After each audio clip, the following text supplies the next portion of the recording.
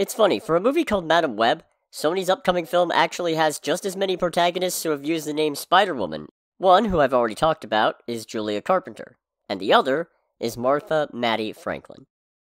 The niece of chronic Spider-Man hater J. Jonah Jameson, Mattie acquired superpowers by taking part in the same Gathering of Five ritual that Cassandra Webb and Norman Osborn attended, having taken her dad's place without him knowing after he chickened out.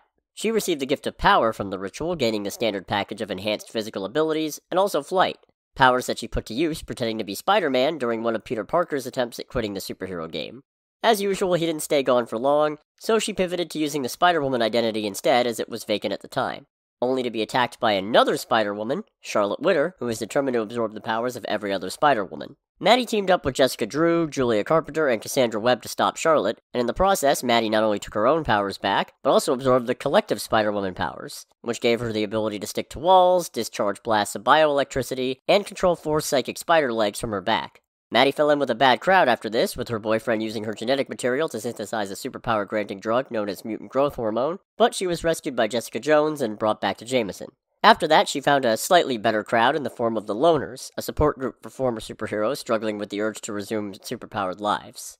It's also notable in the context of Spider-Man history, because one of the founders was Phil Urich, the only heroic Green Goblin, and one of the original members was Ricochet of the Slingers, a team made up entirely of identities that had formerly been used by Spider-Man after he had to prove himself innocent of a crime he was framed for.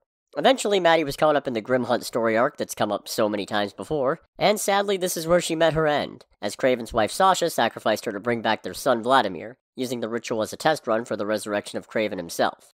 Much like Cassandra Webb, the other heroic casualty of this event, she briefly came back as a clone years later, but this didn't last long before she experienced degeneration and returned to being dead. And here we come to yet another baffling movie decision by Sony.